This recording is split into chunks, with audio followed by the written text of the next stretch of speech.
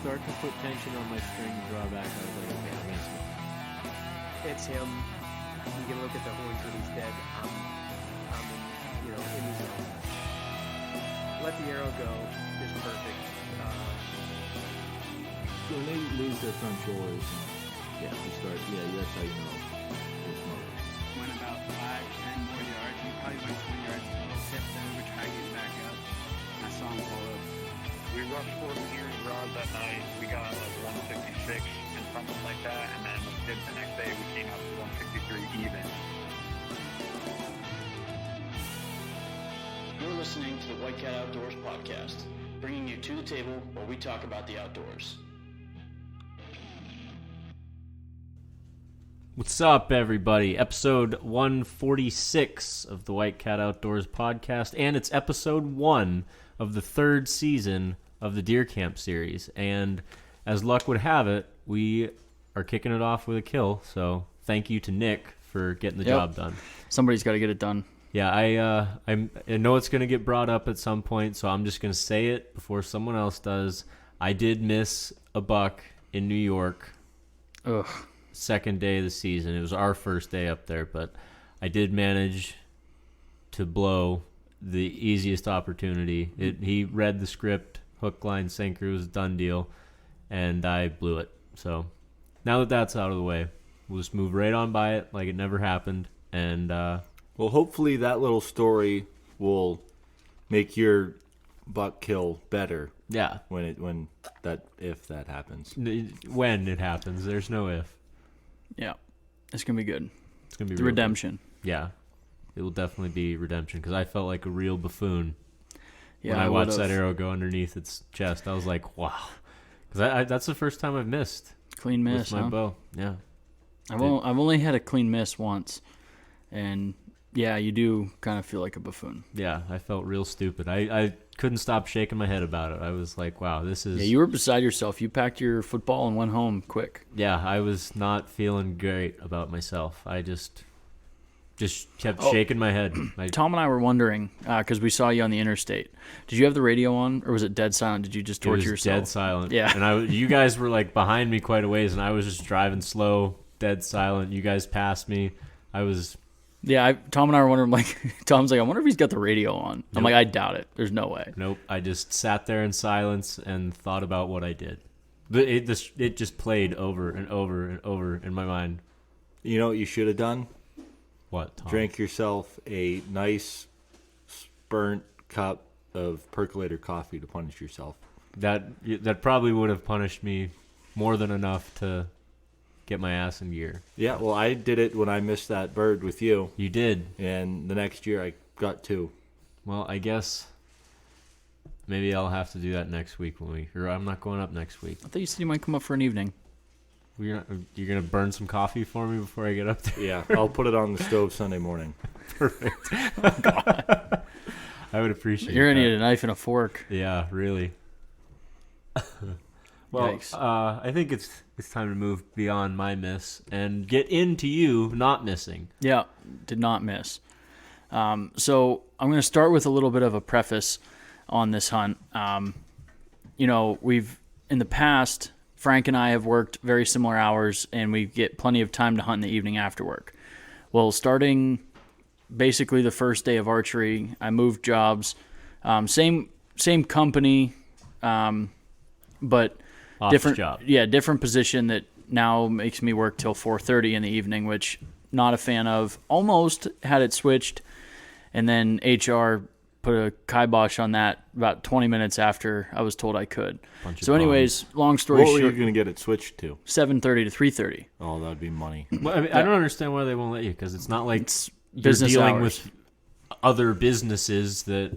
We do, though. That's the thing. Like, we work with PennDOT and other construction PennDOT's companies. hours are before yours. Yeah. Either way, any hooser, they won't let me switch, but doesn't matter. Apparently, I don't even need it. Yeah, don't need it.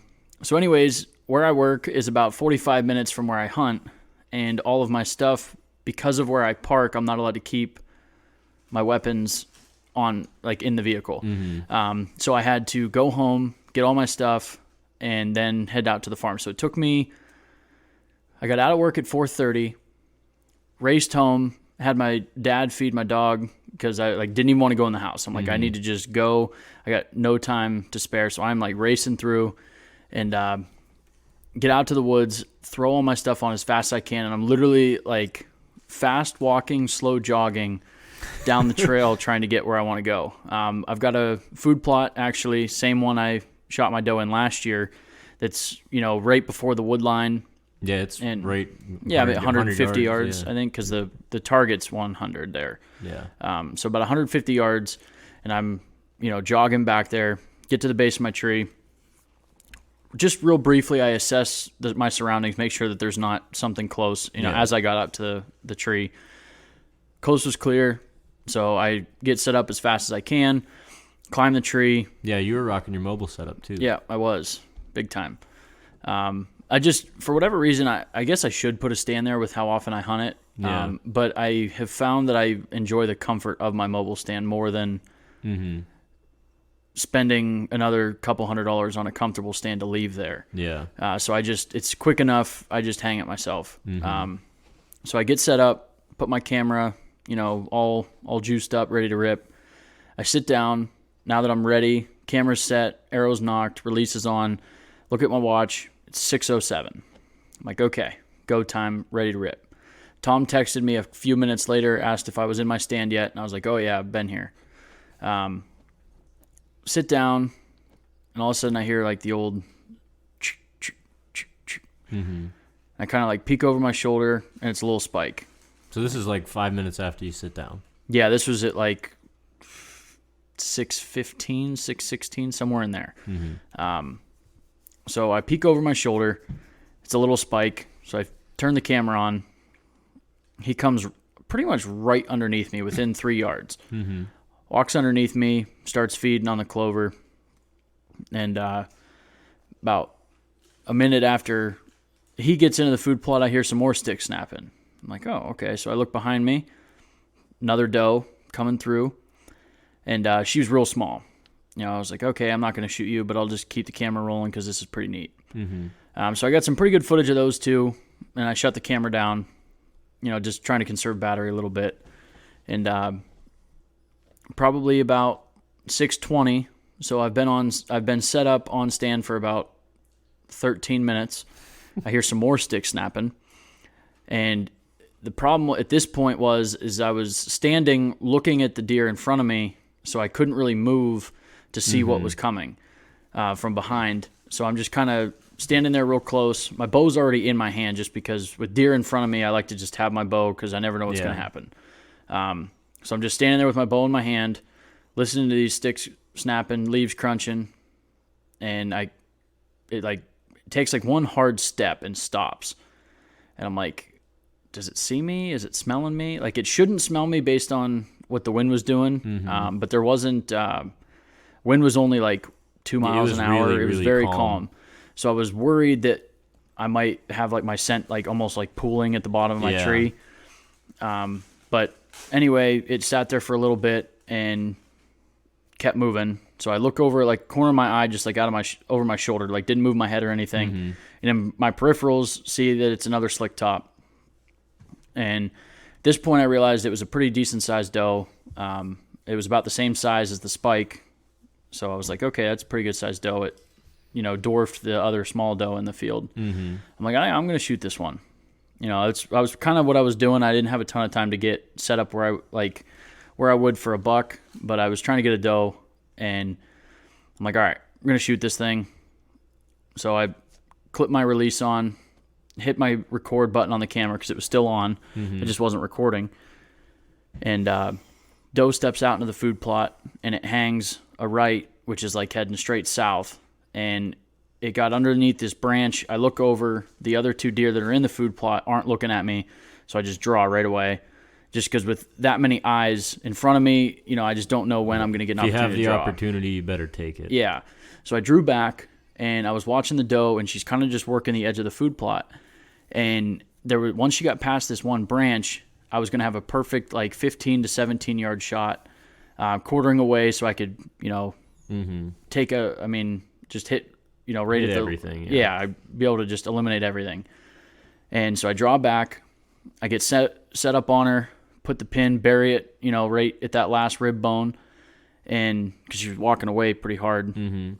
And I look down out of the corner of my eye, and my limb is resting on top of my camera screen. Boy, you'd have been real thrilled if you didn't notice that. I'd have been because one, you would have missed the furious. deer because it would have deflected your bow, and two, it would have destroyed your camera. Oh, yeah.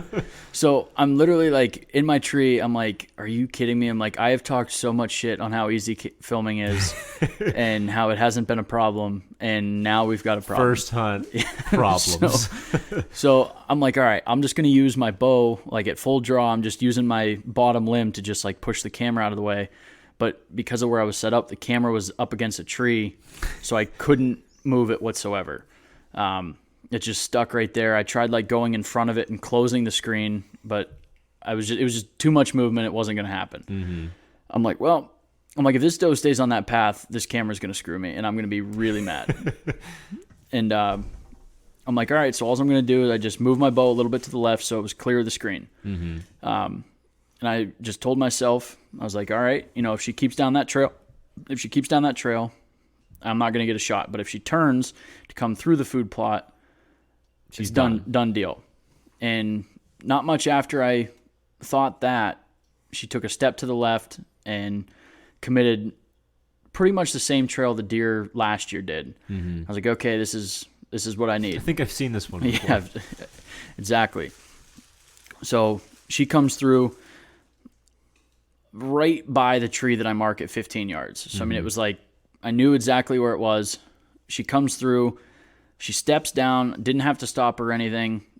I aimed just a hair high. Well, I didn't aim high. I put my 20-yard pin center mass, and because it was a little bit closer than 20, it hit a little bit higher. But that's kind of what you want At when it's that 15 close. yards, yeah. So I shot. Arrow blew right through her. Doe took off. Shot felt great. And then, the way that food plot works, you don't see anything after the shot. Like, it's just so thick all the way around it that as soon as they leave two the food two plot, steps, they're gone. You don't see anything. And because there was 3 deer, they all took off, and I couldn't really get a definitive crash sound. I just heard a ton of movement going through the woods that slowly dissipated off. I'm like, man, I didn't hear a crash, but that shot looked great. Yeah. And then as I'm like kind of assessing, trying to remember exactly what happened, just because like adrenaline's flowing, you start.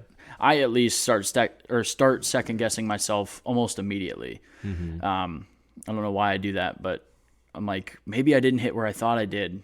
And anyway, so I'm sitting there thinking about the shot. I'm like, man, that looked really good. And then all of a sudden I hear like a thud and then like a little bit of like thrashing.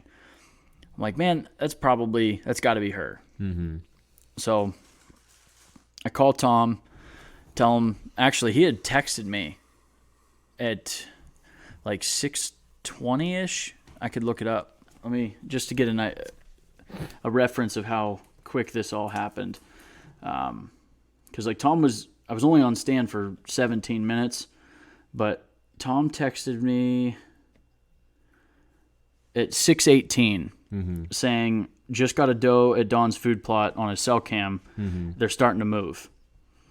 And then I called Tom at 6:24 and told him, yeah, they're definitely moving because I just shot a doe. One's moving a lot less now. Yeah, so I told Tom I shot a doe, told him I needed a headlamp because mine was dead, of course, and bring his laptop because I wanted to view the shot again before we went and looked for it, kind of assess if I need to wait or anything like that. And then I called Frank.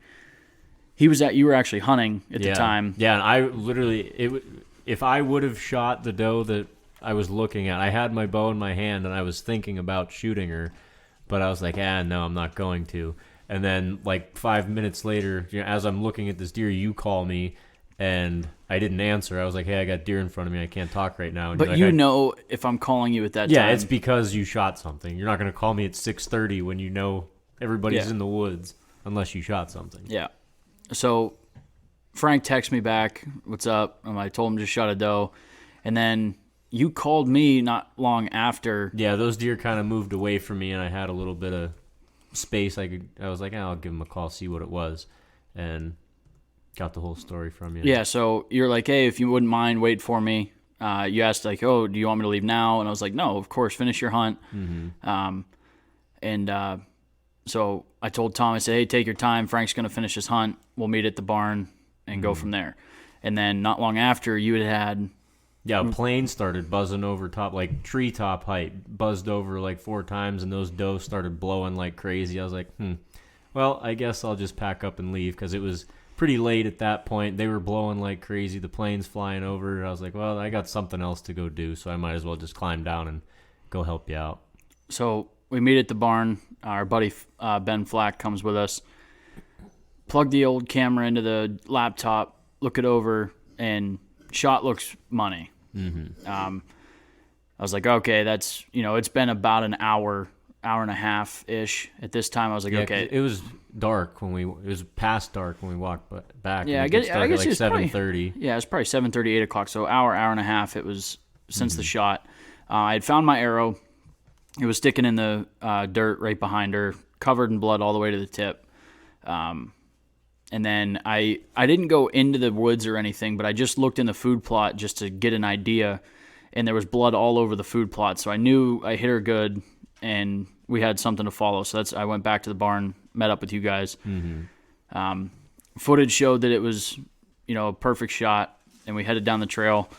Got there, and it was probably one of the quickest track jobs I've done. I mean, it was 60 yards. pitch black with a headlamp, and we pretty much just walked Fast at as like you a walk, fast yeah. pace through the woods. Like, yep, blood, yep, There blood, was no blood, looking blood. for blood. It No, was I don't just think I there. don't think we backtracked or anything once. No, it was it literally was just like walk straight to it. Yeah.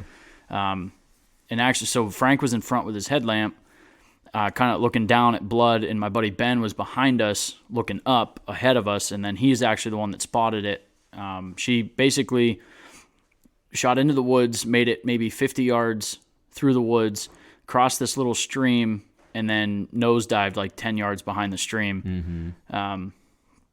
Right there. So sent Tom and Ben back to get the mule, because if you got a mule, no sense Might in as dragging. well use it. Yeah.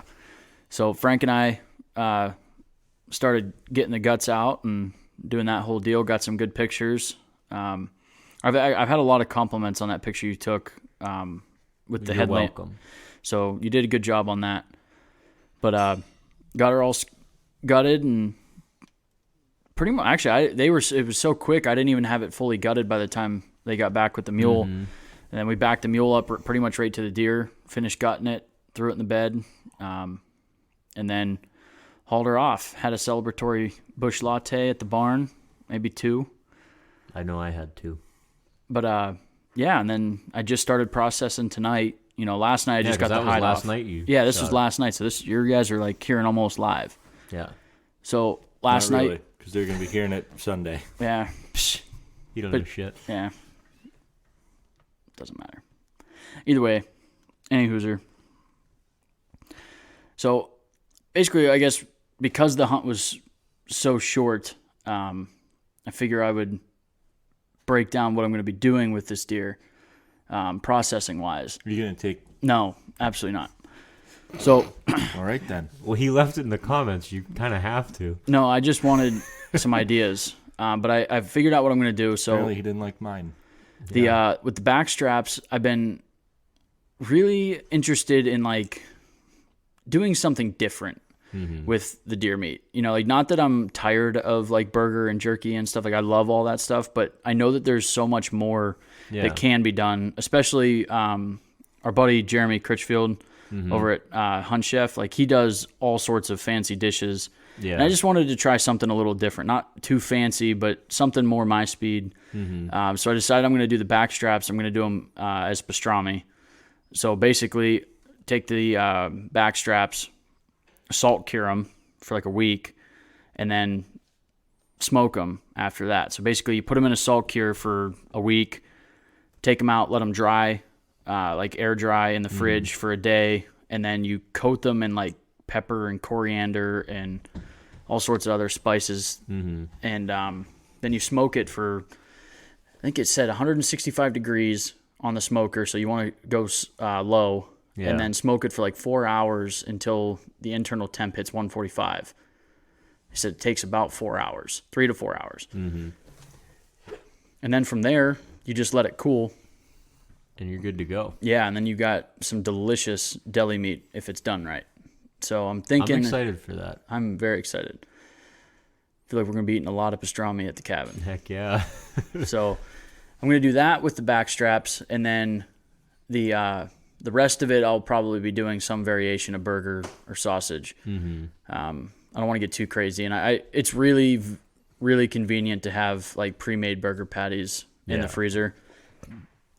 I mean, we eat the shit out of those. Yeah. So I'm probably going to do that with the rest of it. But Nice. I've got almost all of it cut up. I just got to do the hindquarters quick. Mm-hmm. That didn't take any time. Yeah, I just got to get them chunked up and ready to rip. But it's tough to make a 17-minute hunt. Into a long podcast. Yeah, that really... Well, our deer camp series usually are shorter because we've always said, like, it's hunting season. We want to be in the woods as much as possible. Yeah. We're actually we recording like doing late. the podcast. Don't get us wrong, but we would rather be in the woods, so we always cut these a little bit shorter. Well, we're recording late now because Tom was in the woods. Yeah. So Yeah. So maybe next week, I guess depending on, I mean, me or Tom's going to shoot something. Somebody's going to shoot something. We'll so have you got on. me and Austin better in the be woods you. too. Yeah. Because Hopefully it's me. But we mentioned it last week that we might have Dad on soon because he's back from Alaska. So that's going to be coming down the pipe here pretty soon. It sounds like we might be doing a big group podcast on the Alaska trip because this year we had two local guys hunted with Dad. And I haven't asked your dad yet, but I wonder if that was by chance or if they knew your dad was guiding for that company or that outfit. So it was cool. I know one of them got a bear. I don't know. Did the other? I don't think the other ones were hunting. They just kind of tagged along and were fishing and doing stuff. Gotcha. I'm sure we'll That'd get be the fun full as hell story. Too. But yeah, so that'll be an interesting podcast. A little different than a deer camp series, but it's still hunting stories. Yeah, it's still hunting stories. Fits the theme of the time of year. Yeah, that's Moose pretty Camp series. Yeah. Yeah. Well, and last year we slipped in a gator camp series, so Yeah. Tough to beat. We're always yeah, it's basically this this time of year. I feel like people are tired of tactics and they just want to hear strategies. about stuff. Yeah, they just coming want full circle killing and shit. dying. Yeah. So I think that's the name of the game for the next couple months. Yeah. So I'm excited for it. I think it was a great way to kick off the season. I'm a big advocate for shooting does early, mainly because I look at it as kind of like knocking the rust off. Yeah. I still get excited shooting does, so it helps me practice, calming myself down before the shot and, Yeah. Really making sure I'm making a good shot on it. And Yeah. it just makes it that much easier. Because if you only took shots at bucks your whole life, Not doing a whole lot of shooting. you basically are cutting your shooting in half by not shooting does. Yeah. So I like to get as much Stay in the experience as I game. can. Yeah. So yeah, it was a good season or A good hunt. season. Yeah, Jesus, yeah, all you're done. already calling it a day. Yeah, it's hanging up the bow. No, it was a good hunt. Excited to get back out, do some more hunting. I didn't get out today because I was processing, but if you guys haven't gotten anything yet, keep at it. The season's just begun. It's young, but on that note, just make sure you guys are all still getting outside.